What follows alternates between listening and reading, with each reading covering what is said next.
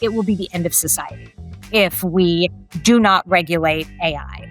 And we need to embrace the regulation, welcome it. We need to encourage it. Honestly, it cannot happen fast enough. Very early when you're launching a product, you have to join and partner with these platforms to show up on Amazon. Then when you are growing very rapidly, you almost want to pull your products from there to protect some of your IP. And some of the most important IP is honestly what sells and how much you're selling it for. Section 230, the law that gives internet platforms legal immunity for user content, you've called it the worst law ever made in our lifetime. It has led to everything from in the e-commerce world, things like fake reviews, kind of that have made the internet as toxic of an environment as it is today. And there's nothing you can do to the platform to shut that down.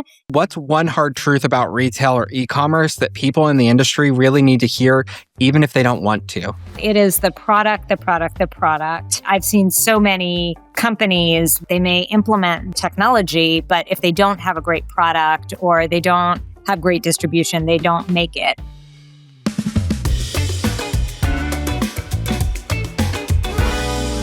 Hello, everybody. Welcome back to Beyond the Register. My name is Jeremy Watts, Senior Product Manager of Integrations here at Global Payments. Super excited to have this conversation today. I have a very special guest on the podcast, and I'm super excited to hear what she has to say. Her name is Sucharita Kodali, and she has spent over 20 years dissecting how technology is reshaping retail. So, Sucharita, I'm so excited to have you here today. I just want to dive straight in. I can't wait anymore. So you've spent decades analyzing the retail industry from every angle, and you've developed a bit of a reputation for calling out these uncomfortable truths. But right now, everyone seems to be telling small retailers to embrace every new tech or AI tool and cozy up to platforms like Amazon. But you're urging a very different approach. Why are you going against the grain?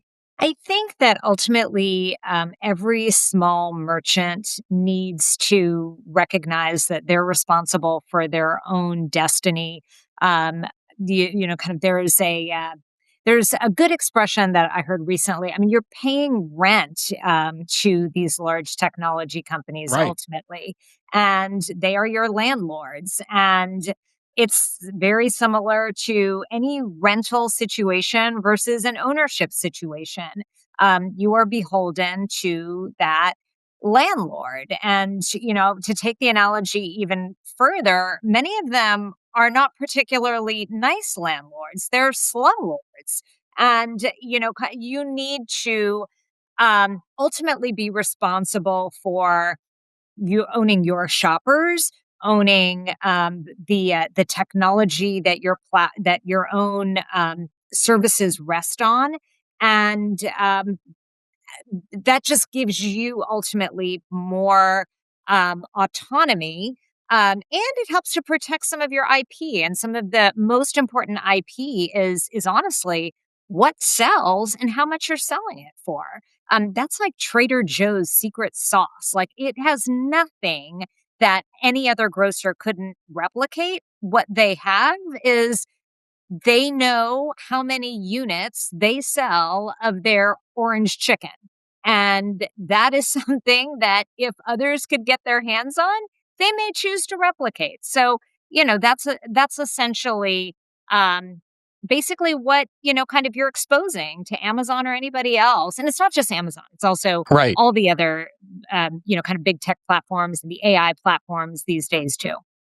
So you spoke a little bit about this idea of autonomy for small business owners. I'd love to expand on that idea a little bit around this concept of autonomy. How important is autonomy for a small business owner? You bring up this idea of IP, right? And having the intellectual property that certain things are sellable, certain things are trackable. And you are kind of giving that data openly to these large tech companies. So tell me a little bit about how the importance of autonomy plays into sustaining a small business owner. It's a balance. And I fully understand that one of the biggest challenges is, kind of this chicken or the egg. How do you get awareness and anybody to even buy your stuff unless you do purchase ads and show up on some of the platforms that have so many of the eyeballs. And there's not an easy answer to that. I think that um, the biggest solution is to look at the most important solution, I think, is to look at the life cycle of your products and where you are the in the evolution of your product. I think that the time where there's the biggest value add is very early when you're launching a product, to join and partner with these platforms, to show up on Amazon. That may also be the time that it's hardest to get, kind of very much attention from Right. Amazon. But that is where you do have to invest your own resources in PR and getting the ratings and reviews and being aggressive with getting a decent launch. Then, when you are growing very rapidly, you almost want to pull your products from there or pull a little bit of what you have to offer and invest in your own brand, invest in your own, kind of first party data. And I would even argue that you don't want to be too dependent even on social media like TikTok or Instagram, because it's the same problem there. Um, you can do some measured promotion, and you can do some thoughtful, kind of tempting shoppers Right. to come. But ultimately, you want to own your transaction. You want to own your shopper data. You want to own, kind of your margin data. And that's what I would say. And then certainly you can, if a product is past its peak, I think go back to Amazon, kind of then you're, open the floodgates again. But I think that the point at which you want to protect your brand most is when you're in growth phase, and when you are approaching, um, kind of where you're almost peaking, because that's the point at which you're also going to spawn copycats, especially if they know that you are worth copying. Absolutely. I can't agree more. I think so. I have the honor of speaking to small business owners all the time, and they really have kind of shed a light on doing business with Amazon. What was once known as a really like small business friendly approach to Amazon has taken a really kind of, to your point, slum landlord approach where they are choosing to put items that currently exist in like the 15th page of research results. Or if you don't pay for the clicks, then you don't get to go up to the search engine optimization portion of Amazon. And it's playing with these number games. But, I think that retail really is often portrayed and dominated by giants like Amazon, Walmart. But you've pointed out something surprising, where unlike other industries, retail still hasn't been completely monopolized. So, in fact, you've even noted how the internet and tools like Shopify lowered barriers to entry, but it enabled countless new merchants to pop up. So, can you unpack that for us a little bit? Why has retail remained so competitive and fragmented, and how have the technologies empowered the little guys? Shopify is one. Companies like Wix, BigCommerce. I mean, there are a lot of platforms that enable merchants to own their own destinies. Solutions like Canva have, kind of really lowered the cost of creative production, right? And have pretty decent AI tools and templates that are not shabby. Especially if you have people who know how to use them effectively and kind of get a lot out of them. So I think that what the advantages are that the cost of kind of entry into these into the shopper's mindset is lower than ever.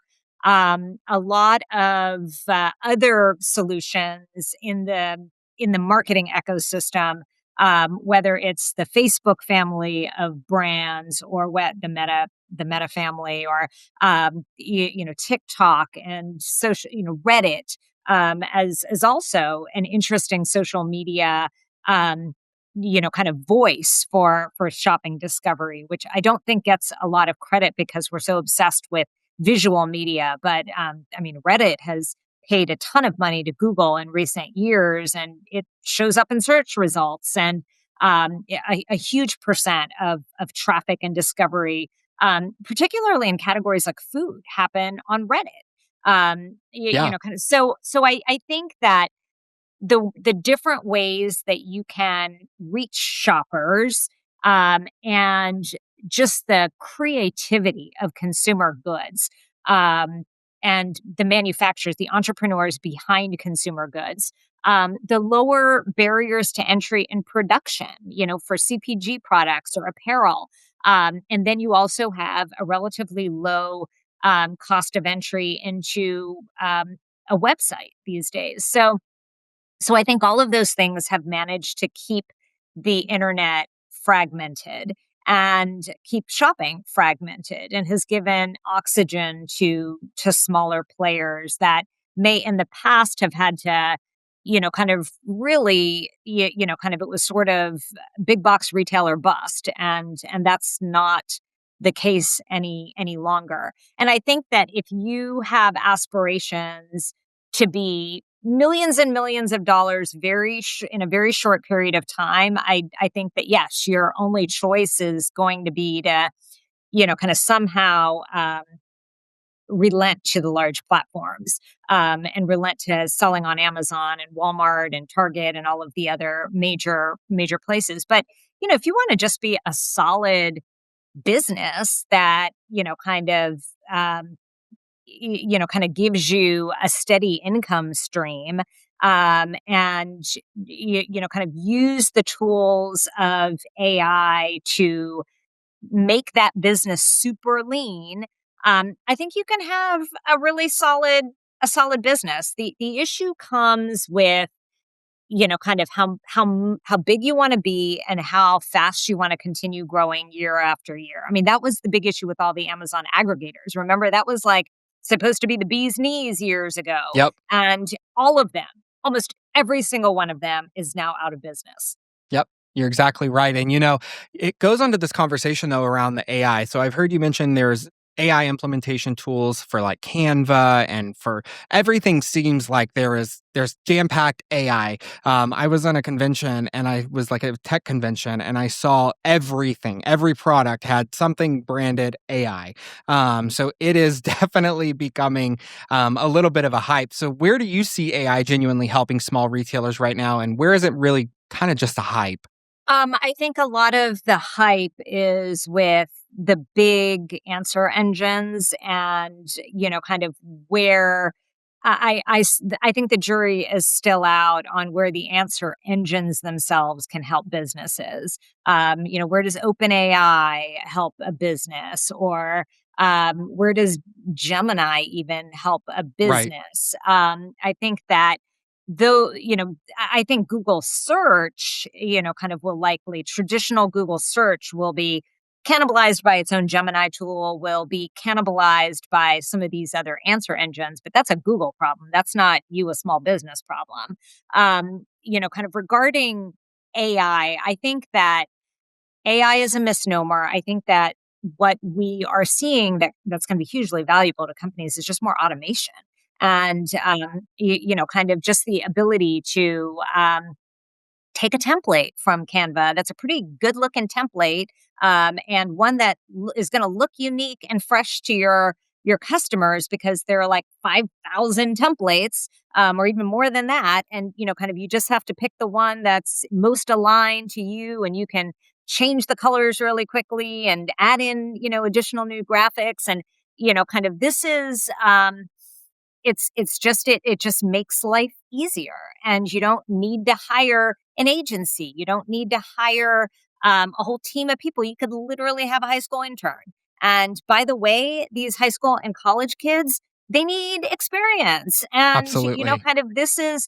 they're not going to not go to university, but they do need to have actual real world experience. And if you're able to provide that for them, like, this is, and they're much better at a lot of this stuff those of us in older generations are. So, take advantage of that.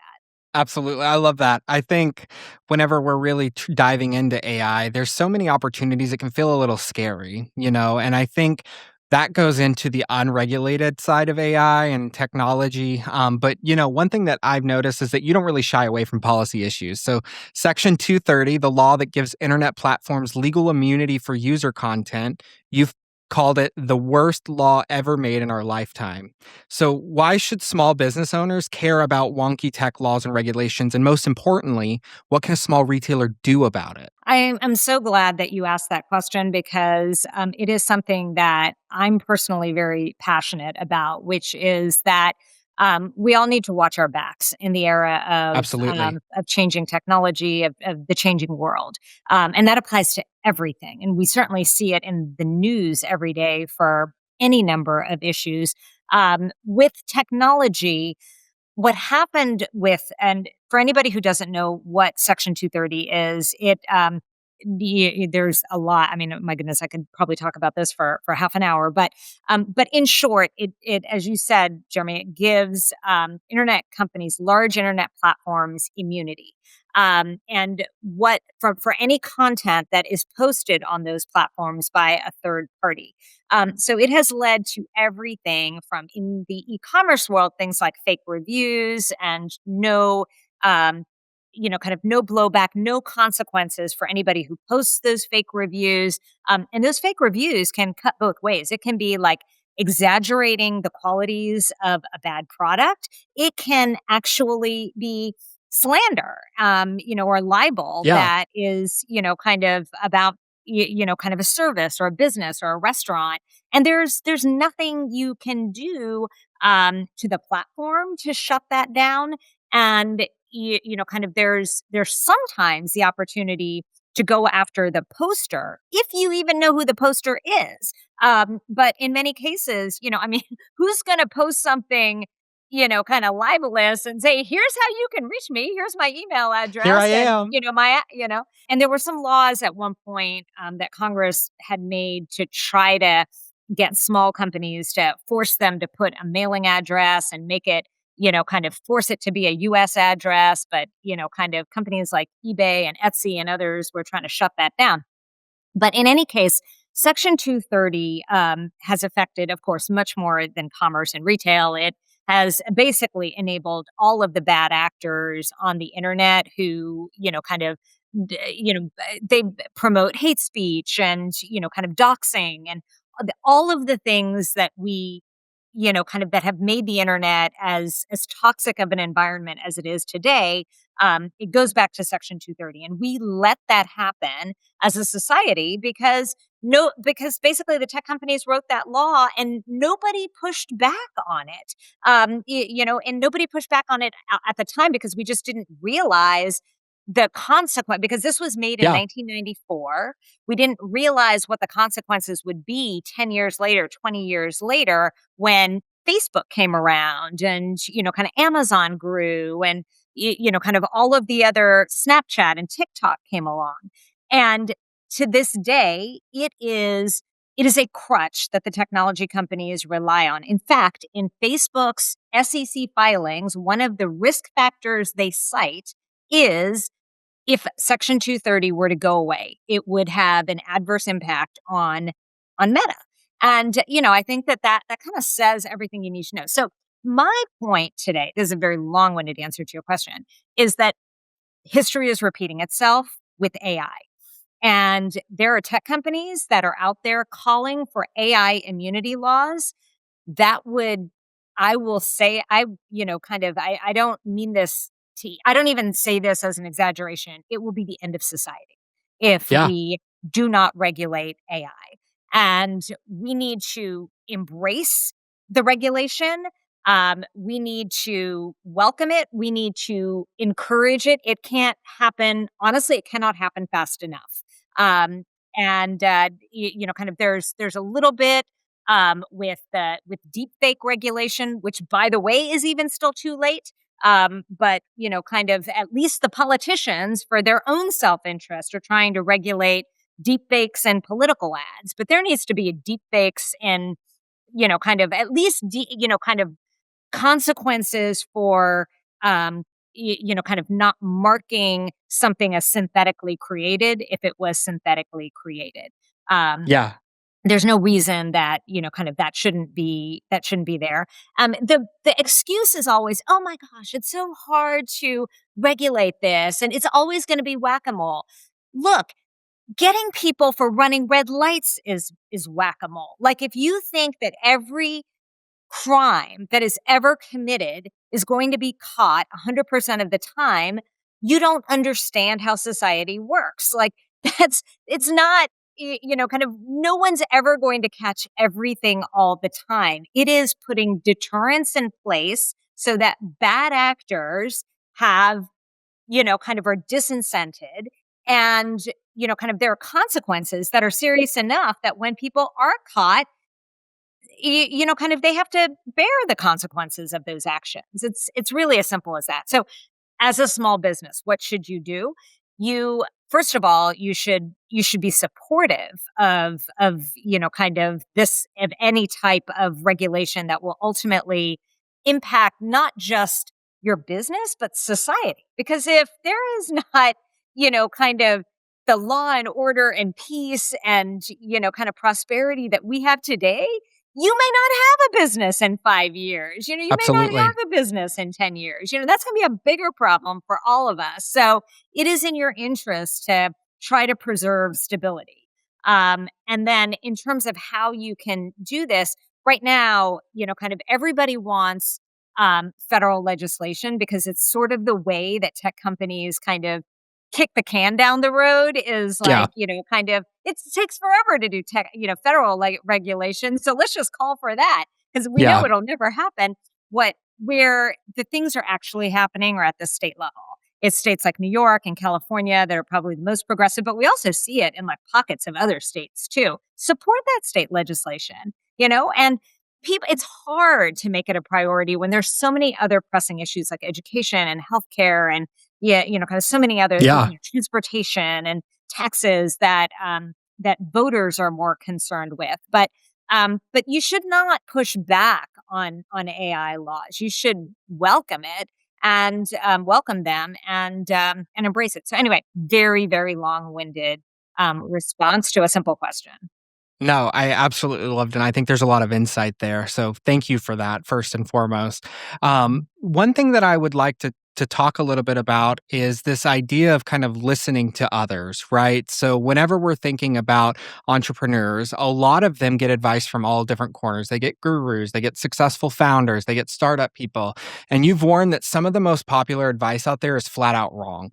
I love how you said we've often asked people who've never done something for advice, or we hear a glossy success story and we miss all the hidden factors like luck, network, timing, monetary amounts that were given to them. You know, what's a common piece of business advice that you think small retailers should actually ignore? And conversely, how can they seek out guidance in a smarter way?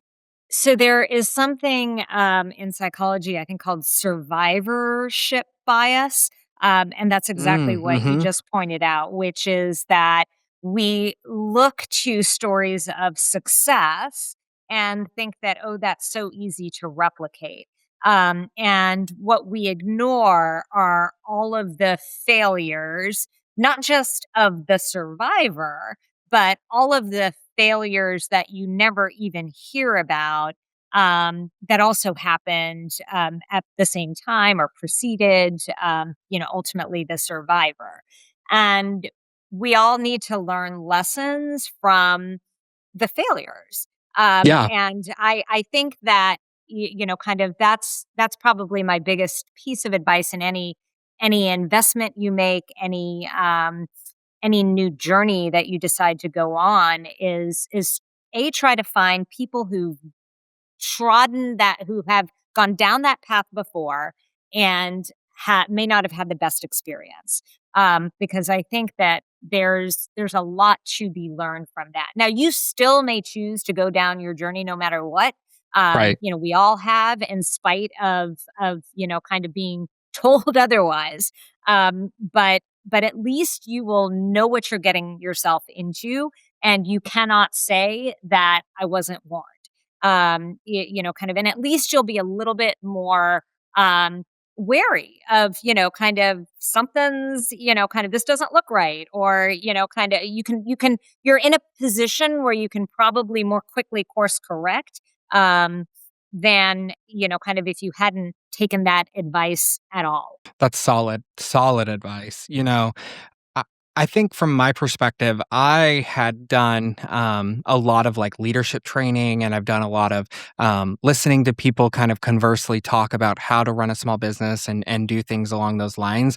And every experience is valuable, but you're right. They really preach on the success story of what they've accomplished and never really the failures that they've experienced as well. So it can illuminate this ideology of like small business ownership is so easy. Like, look, if they can do it, I can do it. But there is a lot of nuances and complexity that happen in a small business. And I think that that kind of goes back to the conversation that you've had, around the metaverse and the social commerce ability. So, like, there's always tons of retail tech hype, right? And what do you feel like is one big trend in retail that you think is overhyped right now? And what's something maybe that's underhyped that small businesses should maybe pay more attention to? That's a great question. I think that in terms of overhyped, I certainly think that some of the, kind of the Gen AI, yeah, I mean, not that there's not, a place for it. And I think that, there are limited places where it's incredibly valuable for summarization and, sometimes in being able to create synopses or doing first drafts of things. I think Right. that I found generative AI to be useful. I've been much warier, kind of when it is used as a answer engine or a search engine. In some, you almost have to you almost have to think about what are its sources, and is that source likely to be reliable or unreliable? And what I found is that in topics that I'm pretty well versed, I actually don't find a lot of the Gen AI tools to have things that are kind of knock your socks off brilliant. Kind Mm, of, and the risk is that we use it for the things we know nothing about, like health information or yeah, yeah. things that kind of we should not be relying on Dr. Chat GPT. But yeah, yet that's what we're doing. So I just think we need to be wary. We need to be cautious. And my prediction is that it took about 20 years for people to realize that Google search was, kind of not as good as we thought it was, because, by their own, flaws, and, kind of those were self-inflicted wounds due to, kind of the algorithm, their own algorithms not improving. I think that it's going to take a lot less time for us to distrust the answer engines, because it's only gonna be a matter of time before it starts feeding on itself. Like, kind of Mhm. people use their bad answers, and then that fuels more websites and, more notebook LM podcasts that, it's like, "Oh my god, this is awful." And then, they just feed on itself, and then there's nothing new, and then you're like, "Ah, I'm done with this." So yeah, I think that's probably overhyped. Um and, underhyped, that's a good question. I thought about this, and, kind of now it's like I had an answer and then it escapes me. I would think that I do think agentic is, solutions are better. And what is what are agentic solutions? I think that they're essentially, true agentic is like autonomous, kind of solutions that kind of act on their own. I don't know that, kind of maybe that's the most underhyped, but and I hope that, kind of I was talking so fast, like I meant that the, kind of Gen AI was overhyped. So now we're Right. talking about, kind of the things that, kind of have a lot of promise. It's more, I think, even a less fast than agentic or like the automation solutions. I think that as we do get to better ways to stitch together, um, kind of even for small businesses, email triggers, or kind of to leverage. kind of these solutions to more quickly and more usefully create like a list of um, search terms or language that can be personalized in marketing messaging or on different pages of your website, or to create new product descriptions on the fly. I think all of those things can be useful. Um, changing a background in an image, like that is one, kind of aspect of Gen AI that I do think is kind of does have promise. It's limited, but I do think that, kind of that's something that can be helpful. So I think that some of those are good. Some of those the AI tools that are embedded in the other solutions that you're already using, like a Shopify or another e-commerce platform, or onto some of these creative tools that you may be using. Yeah, and you kind of touched on it, this idea of like in the future where we're going to be taking retail. So I'd really love to know, like, what do you think is the retail landscape for the next like 5 to 10 years for independent businesses? AI is growing, automation is growing. There's monopolies that are pretty much created right now. There's just a lot of things that are happening overarching. So where do you see 5 to 10 years in the retail landscape? That answer, I think, is also adjacent to what happens with the job market. And Yeah, it does absolutely. seem like where we are headed is to a world of many, many more small businesses. The world is dominated by small businesses already, but if that number is, the economy is maybe 50% or 60%, it would not surprise me if that ends up being 70 or 80%, particularly. That's inspiring. Yes, in sectors like retail for sure.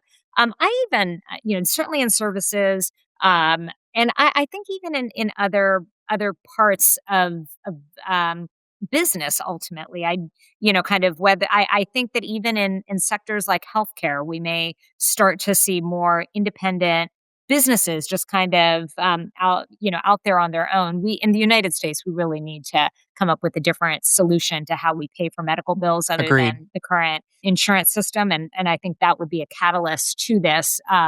It's just not sustainable, kind of Yep. to have as much of the economy's GDP just go into healthcare alone and not have better outcomes, Right. as part of that. So something's certainly broken there. But going back to kind of ultimately small businesses, um, I don't know that anybody is going to have necessarily though just one small business. I see a world where you may have to have three or four side hustles. And we do need to solve healthcare, and maybe what will Yeah. happen is that there will be certain jobs, like for instance, kind of you work in a restaurant because restaurants still need workers, but the only thing that they provide is healthcare, and they've consolidated. And then you do that for like 10 to 15 hours a week to get your healthcare coverage. And then you earn money in other ways. And it could be you've got a few different ideas for products, you've got a few different ideas for services. You take the assets that you have and or the network and the community that you have, and you figure out how you're going to kind of make something of it. um there are a lot of things that I kind of it surprises me that there aren't already people doing. I mean, I'm surprised we don't have more like mass composting services. We don't have more mass resale businesses. I mean, there I think that there are a lot more, and what I mean by that is not like, kind of Poshmark. I mean like an Right. ecosystem of players out there that are consolidating like Poshmark, kind of submissions Hmm. in your not just even your neighborhood, like in your city or your region. Like, why aren't there service providers for, kind of who are those intermediaries? Future idea right there. Well, for somebody, I mean, and but I think there are any number of those kinds of businesses, and A lot of it is, and the idea will be that you will be able to do these relatively quickly and turnkey. It's, it's today's version of like, kind of Calendly matched with, your ecom and scheduling, your transaction platform with a content management, everything all in one.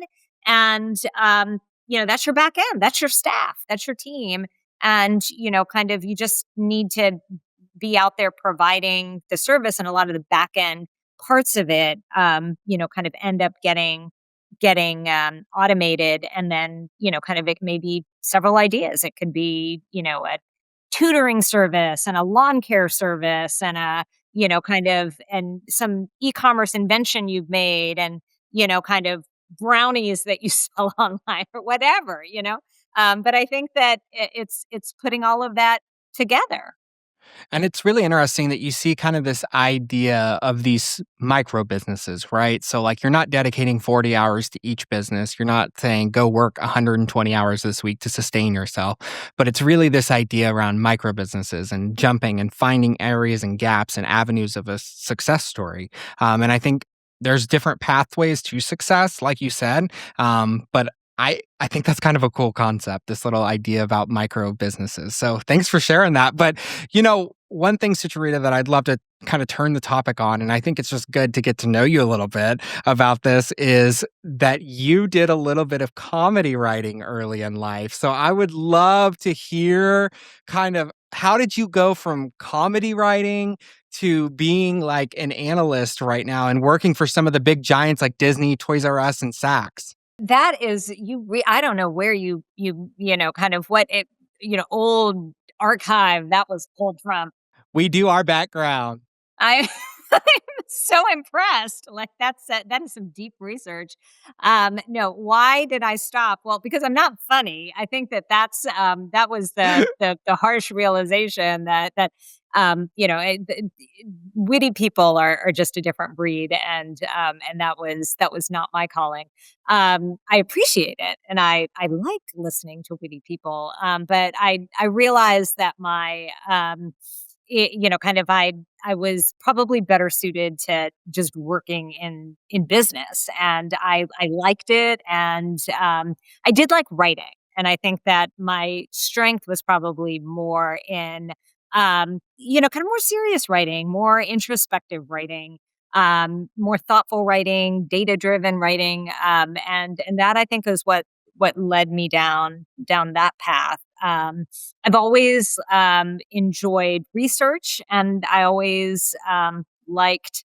Um, I think that maybe I was a journalist in my heart. Okay. Kind of that was something um, that I kind of didn't realize until much later, that I liked interviewing people, and I like learning about them and discovering their stories. And I think that that's part of why I kind of went and pivoted in a completely different direction. I also didn't have kind of and let's just be like totally mercenary.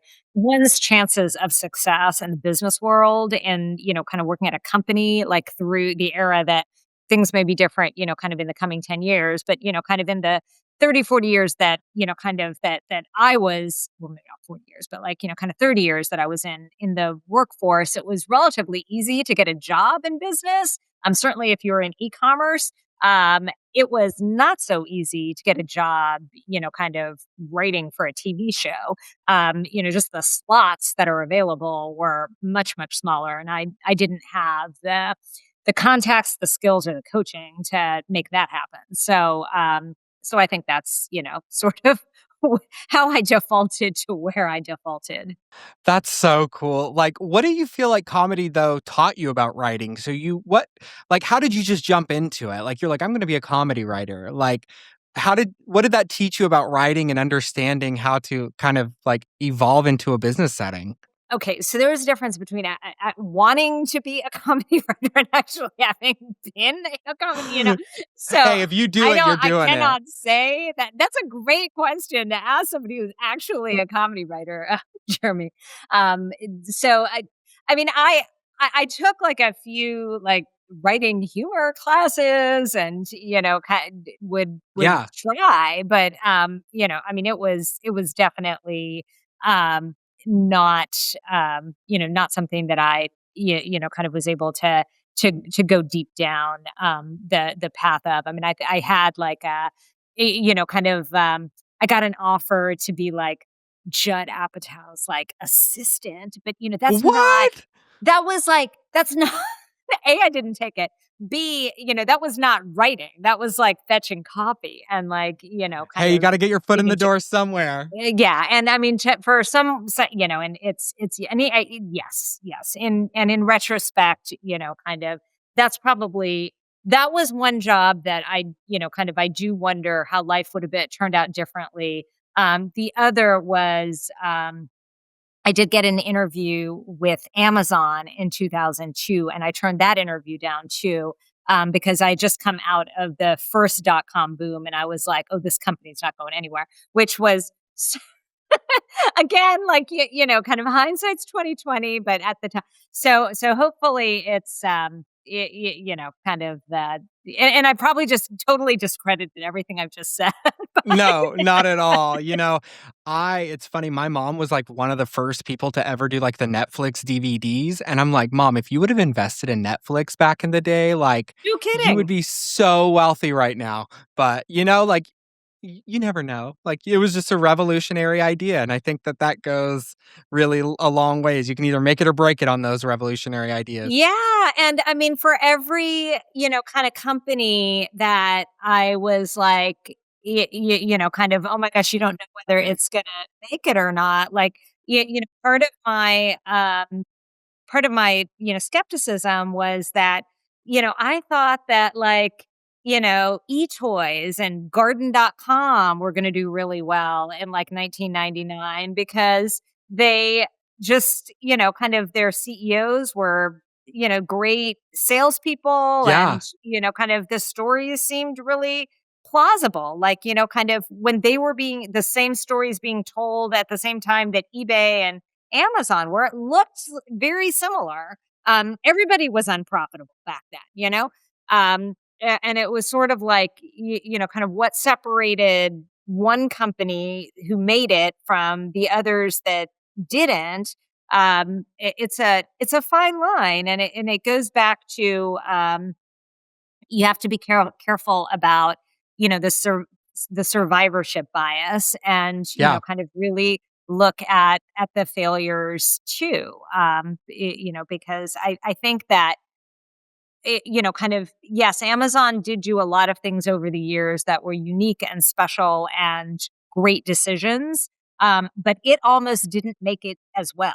Yeah. And, I don't know that, especially in their early days, that is the magic formula that anyone should have emulated because, kind of if I were to go back and do that same formula again, 10 times, probably nine of the companies wouldn't have made it. Yeah, that's a harsh reality for sure. And I think that kind of goes back to this idea of like you've been known to dish out some tough advice, especially in your love of analysis. So, in your view, and this will be the last question of the day, I just want to take a moment to thank you first and foremost for joining us today, Sucharita. It's been such an inspiring conversation. But really, what's one hard truth about retail or e commerce that people in the industry really need to hear, even if they don't want to? I think that it is the product, the product, the product. I certainly see a lot of this in my day to day, where especially a lot of solutions providers all think that their solution is the difference between success and failure for a business, and it's ultimately I've seen so many companies where regardless of the technology that you implement they still succeed kind of with a great Yeah. product, and I've seen kind of companies that kind of are the opposite. They may implement technology, but if they don't have a great product or they don't have great distribution, they don't make it. And kind of that's sort of the harsh reality.